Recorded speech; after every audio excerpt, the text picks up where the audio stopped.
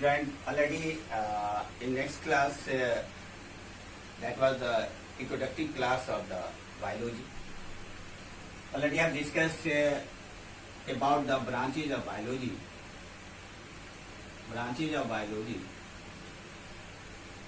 Today, the first chapter of the biology, morphology of flowering plants.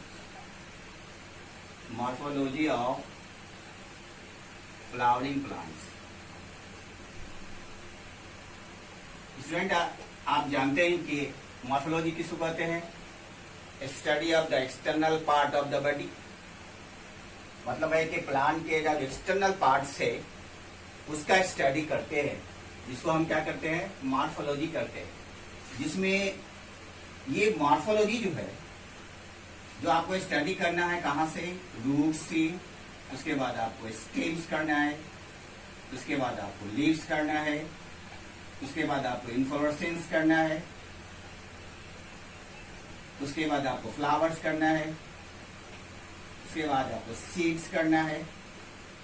उसके बाद आपको कहा जाता है कि इस मॉर्फोलॉजी में जो एक बेस ब्रांच है, टैक्सोनॉमी. मतलब ये हुआ, taxonomy is the main based branch of the biology which depend on the morphology. आप जानते हैं कि टैक्सोनॉमी में क्या करते हैं? सिस्टमैटिक क्लासिफिकेशन किया जाता है. सिस्टमैटिक क्लासिफिकेशन किया जाता है और उसका क्या करते हैं? उसका नोमेनक्लेचर किया जाता है. तो आप जानते हैं ये जो सिस्टमेटिक क्लासिफिकेशन है प्लांट्स का, पहले रूट्स क्या करेंगे, स्टेम्स क्या करेंगे, लीव्स क्या करेंगे, इन्फ्लोरेसेंस क्या करेंगे, फ्लावर्स क्या करेंगे, सीड्स क्या करेंगे, फ्रूट्स क्या करेंगे. एक न्यू ऐड होगा यहाँ पे, ये होगा एक floral diagram and floral formula.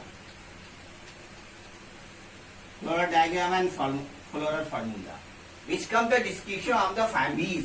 ये दोनों चीज जो है आपको किस में करना है? फैमिली डिस्क्रिप्शन में. तो फैमिली डिस्क्रिप्शन में क्या करते हैं? ये जो फैमिली डिस्क्रिप्शन है, ये आप किसी भी प्लांट्स का आप जो सिस्टमेटिक स्टडी या सिस्टमेटिक क्लासिफिकेशन करते हैं या उसका नोमेनक्लेचर करते हैं, which comes in the under the families distribution. जिसमें आपको दो पढ़ना है. एक ये फैमिली है, इसमें आपको पढ़ना है मोनोकॉट का, उसके बाद डाइकॉट का. ये दोनों फैमिली पढ़ना है. जो बेस किस पे है? जो बेस है आपका ये सिस्टमेटिक क्लासिफिकेशन ऑफ मॉर्फोलॉजी. तो today have to starting from the roots. आप जानते हैं कि पहला जो मॉर्फोलॉजी ऑफ फ्लावरिंग प्लांट्स है वो आपको पहले पढ़ना है रूट्स. आप जानते हैं स्टूडेंट, रूट्स है क्या? अगर एक प्लांट है तो प्लांट्स में जानते हैं कि ये पार्ट जो है डिफरेंट पार्ट्स होता है. नहीं, रूट्स का डिफरेंट रीजन होता है जिसको डिवाइड किया जाता है डिफरेंट पार्ट्स में. एक रूट ऐसा हो जिसको डिफरेंट पार्ट्स में डिवाइड किया जाता है. ये आपका हुआ डिसेंडिंग डायरेक्शंस. ये ऊपर जो आपका स्टेम पार्ट होता है, ये शूट पार्ट होता है, वो असेंडिंग डायरेक्शन. तो आप रूट्स किसको कहते हैं? तो रूट्स कहा जाता है descending portion of the plant, descending portion of the plants which develops from the radicle of the embryo.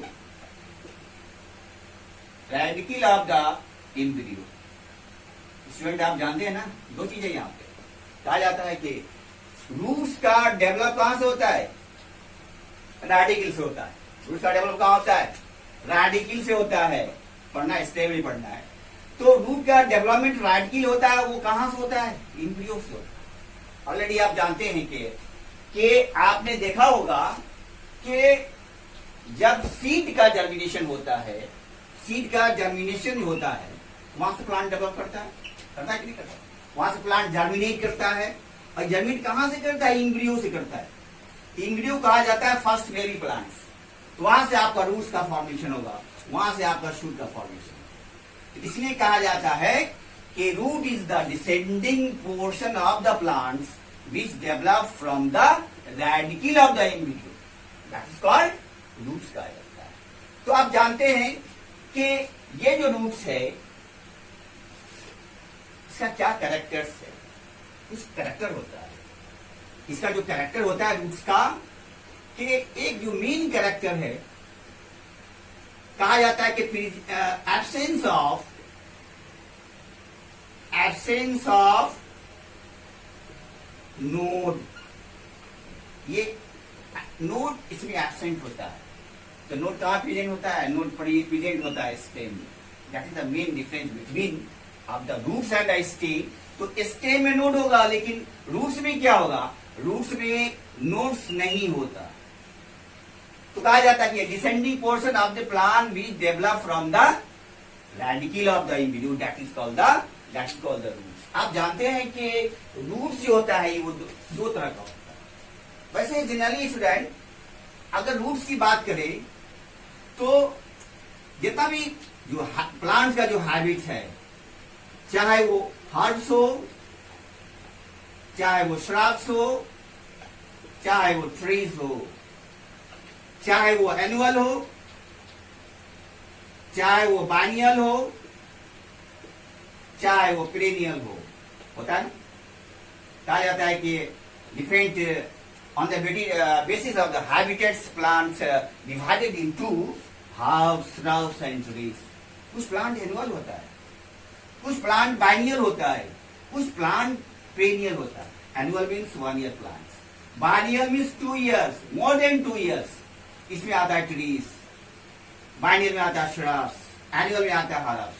तो आप जानते हैं कि इसके बेस पे रूट्स को अगर डिवाइड करें तो रूट्स को डिवाइड कीजिएगा तो कुछ रूट एनुअल होता है, कुछ बाइनियल होता है, कुछ पेरेनियल होता है। सबसे स्ट्रॉन्गेस्ट होता है इस हैबिट्स का प्लांट्स का, सबसे स्ट्रॉन्गेस्ट। सबसे वीक होता है जो एनुअल होगा, जो हर्ब्स होगा। तो आप जानते हैं कि प्लांट्स को अगर डिवाइड करें तो दोनों केस में आपको देखना पड़ेगा। एक केस है मोनोकोटिलेडन्स, दूसरा है डाइकोटिलेडन्स। तो स्टूडेंट आप जानते हैं कि जितना भी प्लांट्स है मोनोकोटिलेडन्स का, इस मोनोकोटिलेडन्स का जो रूट्स होगा वो क्या होगा? वीक होगा। जो डाइकोटिलेडन्स का रूट होगा वो स्ट्रॉन्ग होगा। इस बेस पे अगर आप डिवाइड करें रूट को, तो रूट को 2 भागों में आप डिवाइड करते हैं। एक को कहा जाता है tap root system, tap root. दूसरा है फाइब्रस रूट, या इसे कहें तो एडवेंटिशियस के नाम से भी इसको आप जान सकते हैं। एडवेंटिशियस रूट्स कहा जाता है। 2 तरह का रूट्स हो, एक क्या है? टैप रूट, दूसरा क्या है? Fibrous root. तो एक चीज आप देखिए, अगर आप डायग्राम देखेंगे, 2 डायग्राम है। अगर टैप रूट की बात करें तो टैप रूट यह है, लुक हियर, ये diagram of the tap root system.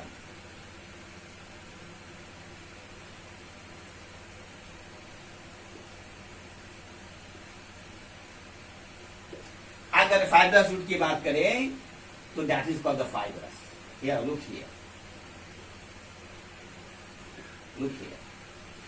तो दोनों में डिफरेंस क्या होता है? दोनों में डिफरेंस होता है कि अगर टैप रूट की बात करें तो टैप रूट में एक मेन रूट होता है जिसको आप टैप रूट कहते हैं, दूसरा होता है प्राइमरी रूट होता है, तीसरा जो है आपका सेकेंडरी रूट होता है,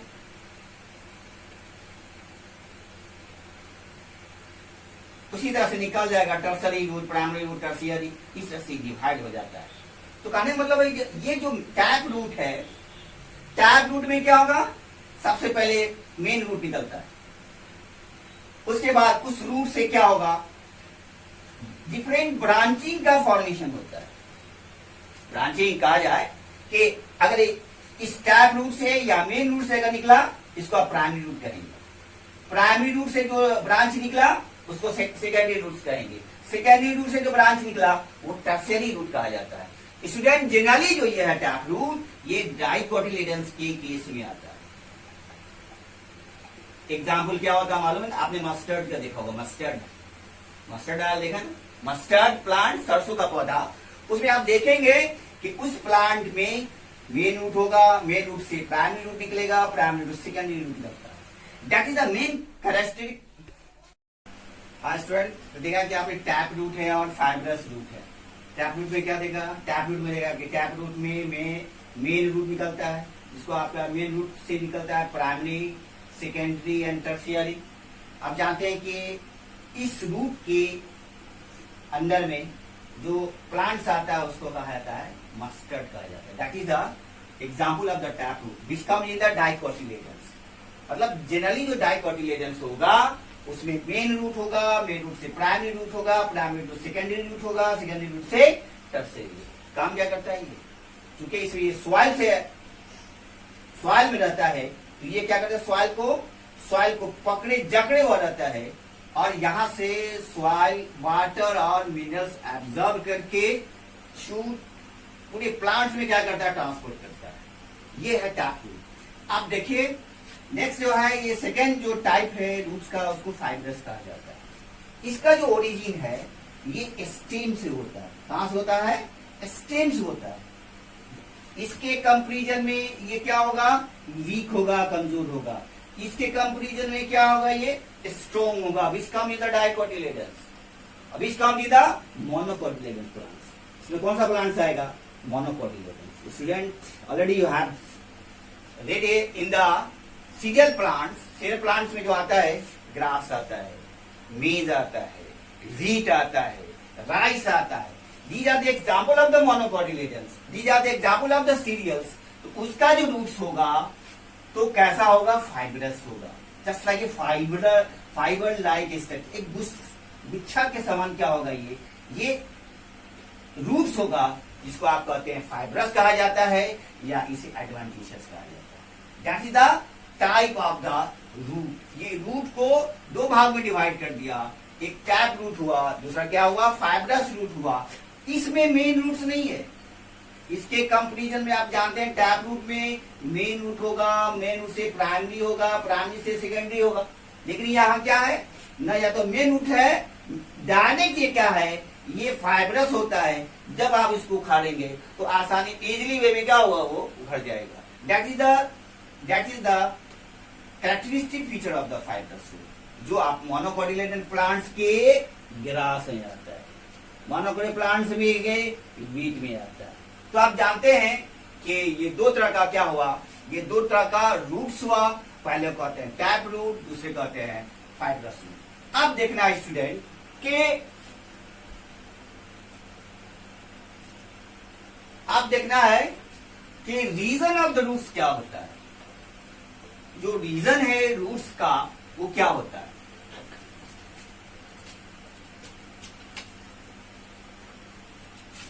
रीजन ऑफ द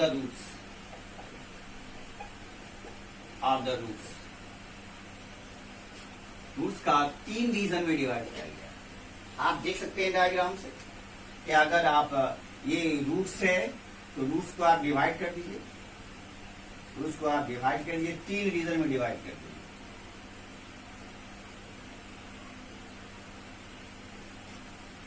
एक ये रीजन है,